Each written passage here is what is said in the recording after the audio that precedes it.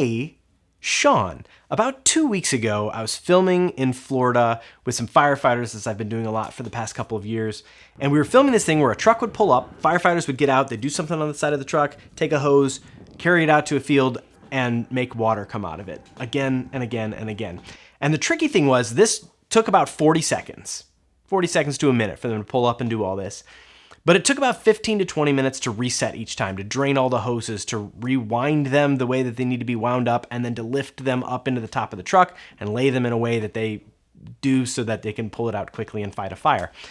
And for the past year or so, I don't know how I found Drex Lee, but I've seen some of his stuff on YouTube, and he takes his phone and in slow motion films something. There's a bunch of stuff with cars and models and people getting in and driving and stuff like that.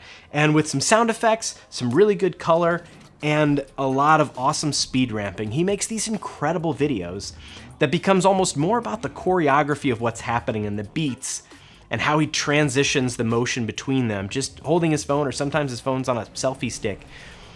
And it's amazing what he comes up with. And I've been inspired by this and challenged to say, I've got all this fancy gear, why can't I do something like that? And so at all my shoots for the past year, I've gotten on my phone and I've tried to film one of these sequences, and I've never been able to edit one into something I've liked. And so because of that, I haven't got any confidence yet on filming this way. I haven't quite cracked it. But in Florida, we're filming again and again, and I want to do one with my phone, because I know that my phone can also focus closer than even my widest lens that I had. I think my camera's, my 20 millimeter can focus 7 inches away. My phone can focus 2 inches away. It can do macro stuff and transition smoothly in and out of that. And so I wanted to do one with my phone, but it was tough for me to ask, because I know how much work goes into resetting the truck and winding up the hoses and laying everything in the hose beds right. And then to stand there and film it with my phone felt like a waste of one of these evolutions. We got to do 3 of these an hour, and to do all this work for one shot with my phone, I felt weird about. But I went for it. We did one, and we break for lunch, and I'm looking at the footage from my Sony. And I've got my A7S III kitted out with a matte box from the Polar Pro Basecamp matte box with variable ND in it, and a good lens, all the stuff. But the stuff that I shot with the Sony just doesn't look quite as good for 2 main reasons, 2.5 reasons. One, the iPhone is so good at transitioning exposure. And to try to go to adjust perfectly for the exposure on the side of the truck for 1 second, and then to whip around and be looking out into the sky where they're spraying this hose, the phone does that. The phone does that really well somehow. The Sony does not. Even with auto ISO, or if I did shutter priority or whatever I chose, it wouldn't adjust fast enough to make that look good. So something was either overexposed or underexposed. It just wasn't ideal. Second, the focus, to throw from that close to that far away to these crazy wides, the camera breathes a little bit during that, and the phone didn't. For whatever reason, I don't understand the technology in it, but the phone looked great with that, and everything was in focus, whether I was close to it or far away from it. Not everything was in focus, but what I wanted to focus on was in focus. And then the third other little piece is the motion of holding a camera without a gimbal and a rig and all this stuff. And I flew to Florida to film, so I had to reduce what I would probably have taken if this was something shot locally. But the shake on my Sony just was a little different and a little unnatural compared to what I was able to do with my phone. And I quickly learned at lunch. I reviewed the footage. I loved what I shot with the phone, and I didn't like so much what I shot with the Sony. And as I've edited some stuff since, I've pulled from my phone way more than I've pulled from the Sony footage of the same things.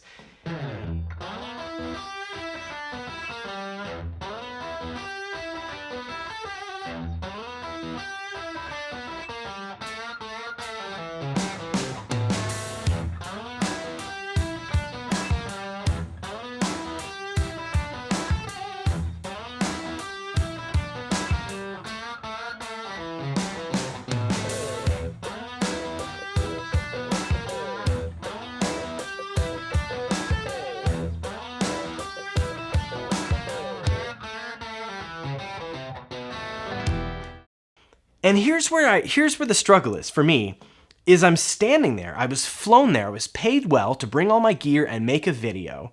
And I've got all this matte box, Sony professional tripod, gimbal, all this stuff. And I'm standing there with my phone. And I couldn't help but feel like they might think that this is a waste. They could have done this. Have somebody stand around and chase somebody with a phone. Why bring me out? A teenager could do that. A child, my son could do that. And that's what I struggled with all day. And even after I knew it looked good, I got a couple other shots on the first day with this slow motion, some stuff of like real up close of the nozzle spraying out and the screen on the nozzle, which matters to them. It looked so good. That night, as I was looking through footage and backing up in my hotel room, I decided the next day, we've got to try a few more of these. And so the next day we actually had like a building, which we had put a smoke machine in. So it was a little bit more of a realistic scenario. And I made sure to shoot a couple of evolutions with my phone and to shoot some other stuff with my phone too.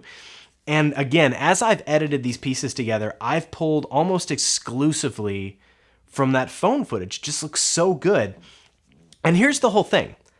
I feel like such an amateur, but I know it's the right tool. And I'm not going to stand here and say the phone is as good as a Sony camera. It's not. But in this particular shot, I wouldn't say, oh, use your phone to frame an interview in a professional situation. I'm not there yet, regardless of how it looks. I probably won't test that, and there's something I can learn as I'm saying this. But for this shot of going from close focus in the shadows to, infinite focus in the bright exposure of the sky, the phone was the right tool, and I really struggled to admit that that was the case and to say I can't be as good with my Sony as my phone can be by itself. I can't manipulate this fast enough to make a good shot by myself. If I added an operator and a focus puller and whatever, I'm sure there's a way to have made it work. But as far as just following the action and being able to edit it all later, the phone was untouchable. It was so good.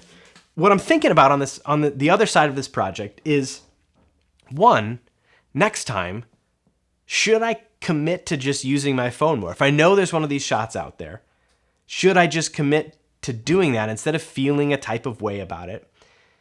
And build that in and prepare people for that, and maybe kit out my phone a little bit and get a little gimbal, I didn't have a selfie stick or anything like that. I was limited to where I could hold it. And I think I would try to push a little harder.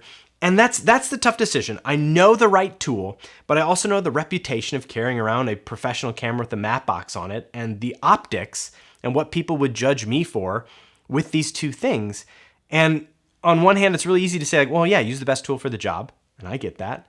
But also, I can't in good faith ask somebody to hire me and I fly to Florida with my phone and expect them to not bat an eye unless we've talked about it ahead of time. So this is what I've been struggling with. But then the other layer is, as I've been working for the past 6 months or so, really trying to change myself and better myself and grow as a person, I'm looking at this little situation with using the right tool versus the reputation of using the wrong tool, and saying, what is this an example? What is the bigger life lesson here? Take out cameras and insert whatever you're struggling with, whatever situation, whatever client conversation or something in your family or whatever you're doing, whatever DIY project, put anything in here and ask yourself, is the right tool, does it look dumb to use the right tool? And it looks cool to use the wrong tool, and you could make it work and people will think you're a big deal or whatever. I think it's pretty easy to say which one's the right choice, but when you're in this situation, it's not so easy. So I don't have the answer for you, but I'm eager to find out. Throw in the comments if you have any situation like this. If you do something in your job where you know there's a shortcut, which is the right way, but people always raise an eyebrow when you do it, or they doubt your professionalism. I'd love to know what that is, because I know that this isn't unique to what I do, to what we do as video creators. But if you can master this, there's some serious potential on the other side of it for you and what you do, and for you as a person, because there's some growth involved. Thank you so much for watching. I sincerely appreciate it. Have a great day or night or whatever, wherever. See you later. Bye.